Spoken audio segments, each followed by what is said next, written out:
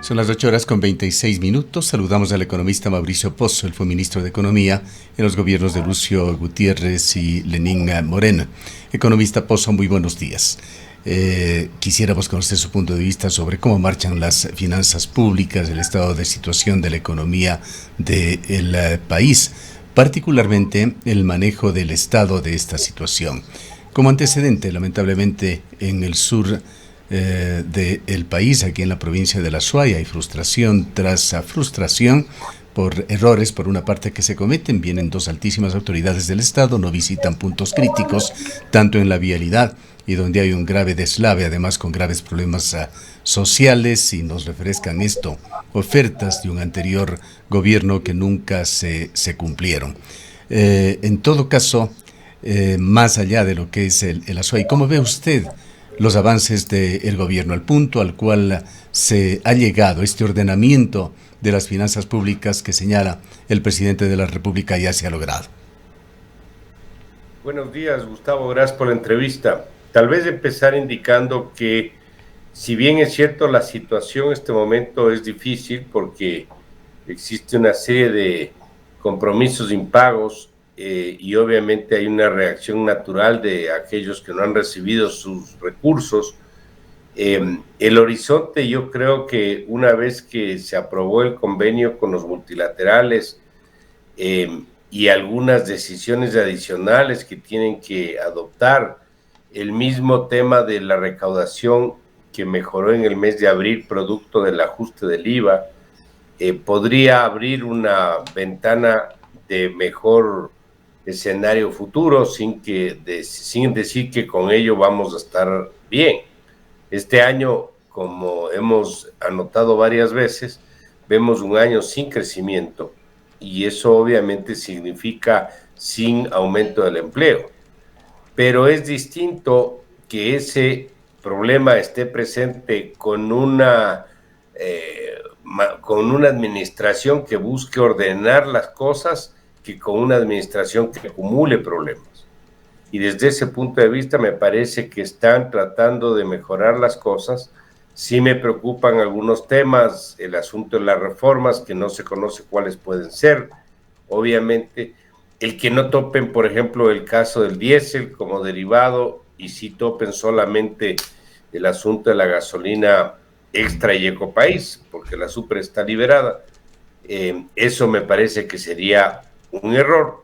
Pero de cualquier manera, a lo que teníamos los 5 meses atrás, a lo que tenemos a la fecha y con estos acuerdos y estos anuncios, me parece que hay un horizonte un poco mejor de lo que teníamos poco tiempo atrás.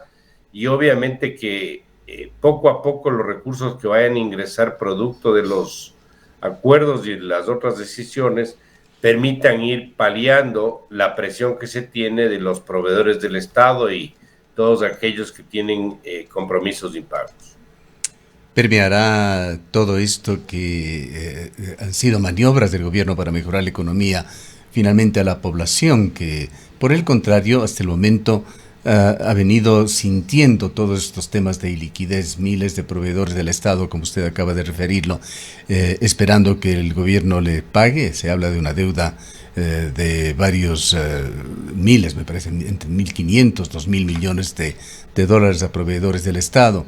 GATS en el país, igualmente a la espera de asignaciones con una medida que se ha tomado en la Asamblea Nacional de determinar a través de una ley la transferencia directa ya desde el Ministerio de Economía, por lo menos de impuesto al valor agregado y otros impuestos que benefician a los gobiernos seccionales.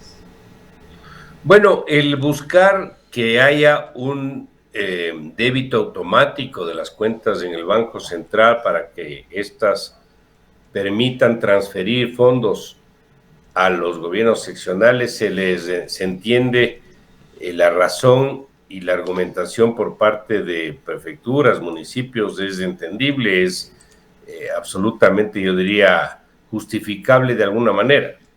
El gran problema es que cuando uno está en el otro lado de la mesa y tiene que tomar decisiones de manejo de recursos escasos, siempre hay restricciones para la administración de los mismos.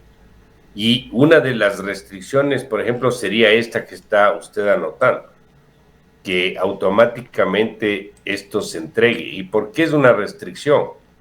Porque esto no permite balancear los recursos del Estado mientras estos sean insuficientes. Siempre hay un trabajo del Ministerio de Economía en manejar de mejor forma y balancear de mejor forma los recursos que recibe por impuestos y por petróleo, que son los principales. Y obviamente por parte esto, economista Pozo, de eso que domésticamente llamamos gimnasia financiera.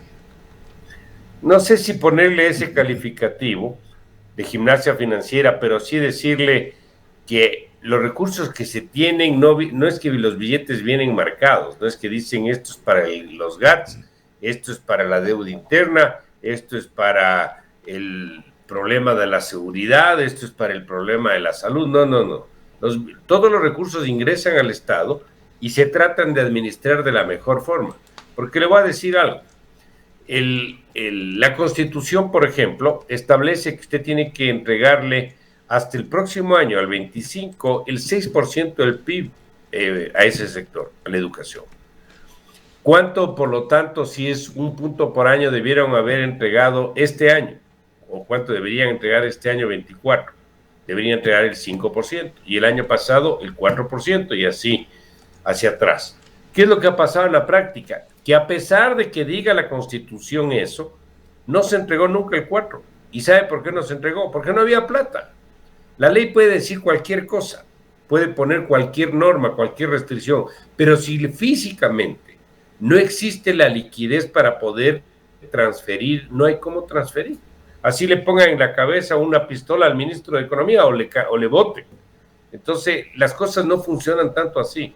Ahora, esto sí se puede resolver y puede dar lugar a una transferencia automática el momento en que regularicemos la raíz del problema y lo corrijamos, que es un Estado absolutamente sobredimensionado, obeso, que se mete en cosas que no le competen y por lo tanto descuida o posterga la atención en sectores que sí requieren el apoyo del Estado.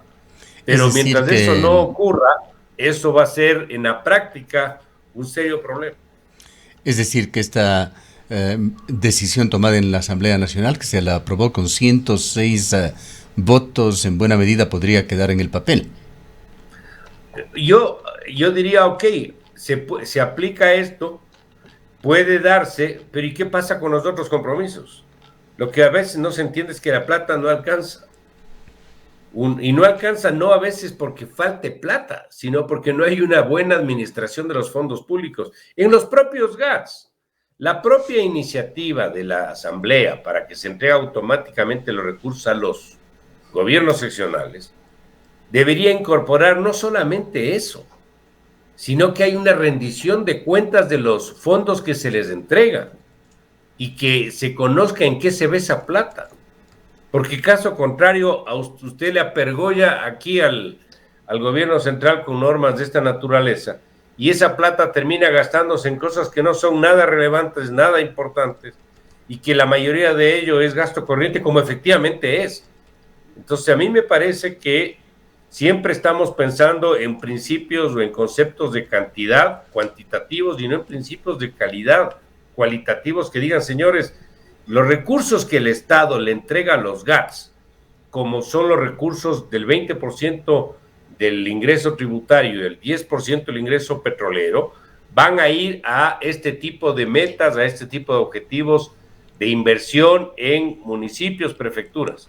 Pero si eso es para financiar festivales o algún tipo de festejo por el aniversario del cantón, me parece que lamentablemente se están mal utilizando los fondos y encima de eso le estamos apergollando al Estado para que se empiece a atrasar en los otros sectores o le toque empezar a endeudarse al infinito para poder cubrir todo lo que tiene que pagar. En su experiencia, economista Pozo, ¿qué tan importantes o significativos son esos gastos superfluos que se hacen en los GATS, en festividades, en contrataciones de artistas, etcétera? Supuestamente, La plata que pasa el gobierno central, y hay una norma para eso, debería ser mayoritariamente para gasto de inversión, para infraestructura, para vialidad, para agua potable, para alcantarillado, para esas cosas. Pero no es así. La gran mayoría de los recursos terminan manejando la operación del gasto, es decir, el gasto corriente, los sueldos, ese tipo de cosas. Y eso no le permite a la población del municipio, del cantón o de la prefectura recibir los beneficios de las transferencias.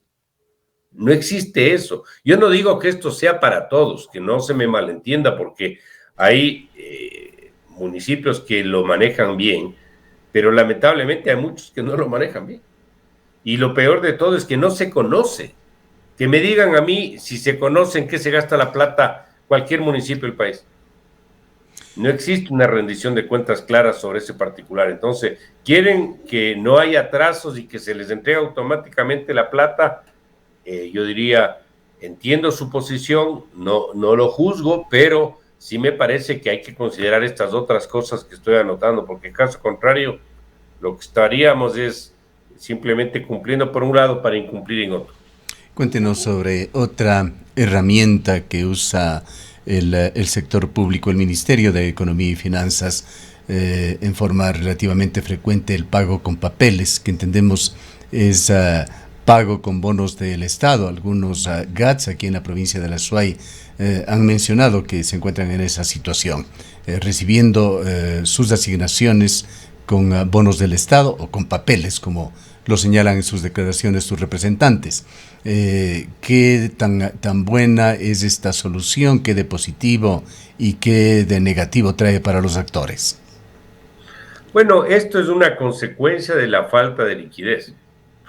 El Estado busca formas de atender sus compromisos de impagos con todo tipo de acreedores, y una forma de atender eso es entregándoles bonos, es decir, se endeuda, porque eso significa deuda interna, le da papeles, y el GAT o el contratista privado, que también han recibido muchas veces papeles o bonos, negocia esos papeles, negocia en el mercado para cambiar por liquidez, pero obviamente esos papeles tienen un descuento. Es decir, por cada $100, en vez de recibir los 100 que dicen el papel, recibe, me invento el ejemplo, 80. Entonces, muchos que sí requieren prefieren recibir 80 a no recibir nada, o esperar al vencimiento que puede ser 1 año, puede ser 2 años, puede ser 5 años, depende del plazo del bono. Entonces, eso sí es un tema que se ha venido utilizando reiteradamente a lo largo de los años, pero es la consecuencia exactamente de lo mismo. Y un Estado sobredimensionado que le falta recursos, que no hay rendición de cuentas en buena parte de los fondos, y que le toca endeudarse, sea con el exterior o sea internamente a través de la emisión de bonos, para poder ir atendiendo todos los compromisos que tiene que atender. Y esa otra herramienta, si podemos llamarlo así, por la cual fue fuertemente criticado el anterior ministro de Economía y Finanzas del gobierno de Lazo, el ministro Arosemena, a él se le decía que está como función pateando la piedra, dejando el problema para más adelante, para que otros ministros y otros gobiernos lo resuelvan, como lo señala en sus declaraciones de hace 2 días del presidente de la República, de que recibieron al Estado con $4.500 millones de pagos pendientes. ¿Quién absorbe esos costos financieros cuando se aplica ese estilo del exministro Arosemena? Este es un problema que ha sido creciente en el tiempo. Efectivamente, eso ocurre cuando no hay un manejo en orden de las finanzas públicas, porque yo le diría, se tuvo 2 fases en el gobierno anterior, en el gobierno del expresidente Lazo. La primera fase, que fue continuar con el programa económico acordado con los multilaterales, iniciado en el año 20, cuando yo estuve en funciones. Ese programa se terminó exitosamente en el periodo del expresidente Moreno y se lo terminó en el periodo de Lazo. Se completó exitosamente, pongámosle comillas, el programa. Y le digo comillas porque ese programa exitoso, en la práctica, una vez terminado, empezó a deteriorarse. y terminó el periodo del presidente Lazo con las cifras que estamos conversando, con atrasos, con un déficit fiscal cercano a los 6,000 millones, etcétera. Cuando usted ve las cifras, ve los números, ve que el gasto público en un gobierno supuestamente manejado por un empresario muestra crecimiento del 9%, por ejemplo, en gasto, con una reducción del ingreso del 8%. Entonces hubo, sin duda alguna, una apertura de mano, no se mantuvo el orden y eso terminó pasando al actual gobierno, que con justa razón empieza a notar toda la herencia que recibió. Pero obviamente en la práctica hay acciones que tiene que tomar cualquier gobierno sin estar mucho viendo el espejo retrovisor. Hay que tomar decisiones hoy día y algunas de estas decisiones no son políticamente fáciles, pero no por eso son acciones que no deben adoptarse. El caso de los subsidios de los derivados es uno de los mejores ejemplos. El caso de empezar a reducir la nómina pública de igual manera, de perfilar mejor el rol del Estado para eliminar actividades que no le competen y que se concentre en lo que debe concentrarse, es también una necesidad. El tema de la seguridad social, ahí seguimos, hablamos, conversamos, damos nuestra opinión, pero hasta ahora ahí está. Y cuando se quiere tomar alguna decisión, saltan algunos sectores. Muchos están lamentablemente palo porque bogas y palo porque no bogas. Si quieren tomar decisiones, protestan. Si no quieren tomar decisiones, protestan. Ahora, economista Pozo, también dentro de lo que usted pueda observar, leer o le consta, ¿cómo se ha trabajado en este gobierno en materia de reducir el tamaño del Estado? Todavía muy poco, Gustavo, ha habido un avance muy pequeño. Hay lamentablemente también acciones que complican esa necesidad de reducir el tamaño del Estado. Le voy a dar el ejemplo que ocurrió y que se inició, por cierto, en el gobierno del expresidente Moreno, cuando yo estuve, que fue el pedido del sector de la educación de un ajuste salarial independiente para ellos del resto del sector público, con conceptos distintos en niveles salariales, en jubilación y en otros conceptos. Yo me opuse fuertemente a ese tema porque esto rompía el programa y además que ellos no podían, ni ellos ni nadie, no podía promover un aumento de gasto público sin financiamiento. Eso no hay cómo hacer. No es que yo pueda aumentar el gasto sin decir de dónde va a sacar la plata. Y eso es lo que se hizo. Entonces yo me opuse, no dejé pasar ese tema, pero lamentablemente hubo una decisión por razones, yo diría, hasta políticas, que terminaron aumentando 500 millones de dólares, que es lo que ahora se tiene más al año para ese sector, amparado en una decisión de la Corte Constitucional. Poco lo que le quiero decir con esto es que, a pesar de que uno trate de mantener cierta norma en ciertos momentos, hay otras acciones que de alguna manera anulan esos esfuerzos. Entonces, cuando usted me pregunta, ¿ha avanzado el presidente Noboa en este tema? Yo le diría muy poco. Yo creo que tiene que seguir y si va a continuar como candidato y logra nuevamente ser triunfador en las próximas contiendas, ahí es donde tiene que trabajar con un horizonte más largo, porque ese es un problema que le va a generar serias dificultades al país para el siguiente gobierno, sea cual fuera el gobernante. Aquí estamos con un tamaño absolutamente excesivo del Estado, que no da los servicios de calidad que busca la gente y genera otros problemas como los de los atrasos que estamos conversando. Y las necesidades son inmensas. Solamente en el plan piloto de electrificación del país se habla de que Ecuador requiere en forma constante por una decena de años una inversión de unos 1.800 millones de dólares anuales para poder equilibrar estos desequilibrios que han generado los apagones en el país. Así es, tenemos, imagínense, el problema de energía, en este caso eléctrica, provocada por negligencia en unos casos, otros fenómenos naturales, que ahí no podemos decir quién es el culpable, llueve más o llueve menos, pero de todas maneras las acciones para prevenir ese tipo de sucesos sí son responsabilidad de las administraciones. Pero eso no es solamente ahí. En el tema petrolero tenemos un problema similar. La producción cada vez es menor y ahora se junta la suspensión de la producción del bloque 43. Entonces, donde tenemos nosotros una posibilidad de generar recursos para un crecimiento más acelerado, que puede ser el petróleo, puede ser la minería, que ahora tiene toda esa fuerza contraria por varias vías. El tema que estamos conversando eléctrico, tenemos un problema terrible. O sea, por donde podemos empujar la carreta, no tenemos las formas de hacerlo. Diría usted, economista Pozo, que entre los objetivos más cercanos y realizables en alguna medida que tendría el gobierno de Noboa, ya sea en este periodo o en uno próximo, si es que llega a ganar las elecciones, sería el de la focalización del subsidio de los combustibles. Y quisiera preguntarle también si es que esto de alguna manera es parte de sugerencias o obligaciones que adquiere el país con el acuerdo con el Fondo Monetario Internacional. Bueno, como usted sabe, mientras el directorio del fondo no apruebe el convenio, no se conocen los detalles. Sí puede ser que el acuerdo contenga algo de esto, no necesariamente de manera directa, no que diga aumente el diésel o lo que sea. ¿No?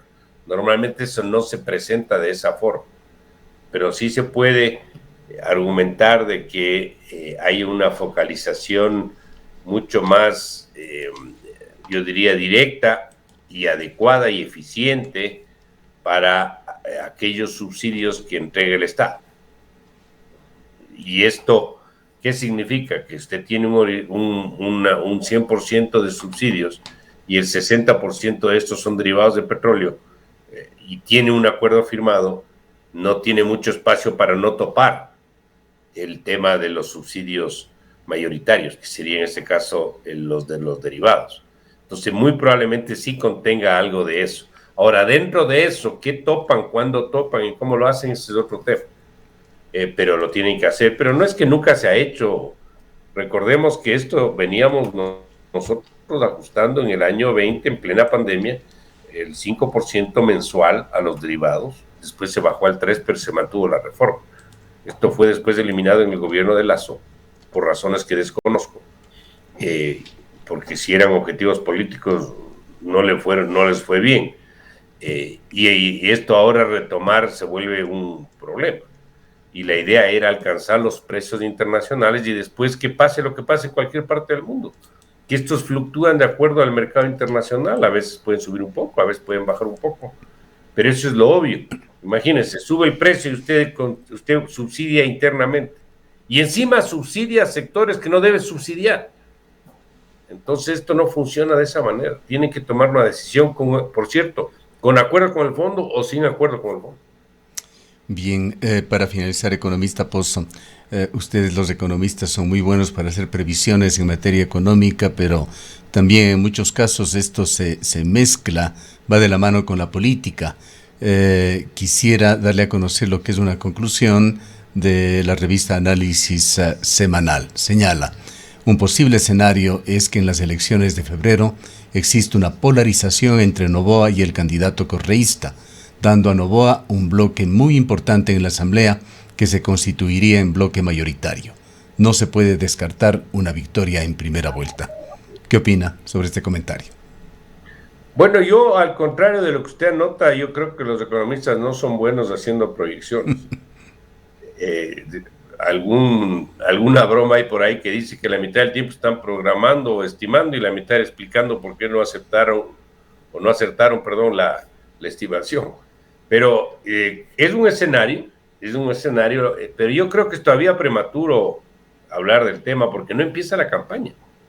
Cuando empiece la campaña y se vea cómo se desmarcan aquellos que formaron el pacto con el actual gobierno, vemos cómo va el tema de la seguridad hasta esa fecha, ahí creo que podremos decir con más claridad qué pueda pasar. Me parece que hay una posibilidad, como todo, como lo que menciona análisis semanal, sin duda alguna, pero me parece que todavía hay demasiadas cosas en el aire que no aterrizan como para poder anticipar qué puede acontecer. Bien, muchísimas gracias por habernos acompañado, economista Pozo. A ustedes, muchas gracias.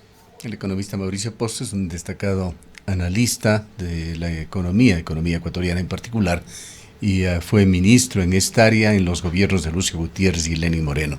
Antes de irnos a un corte, vamos a escuchar las declaraciones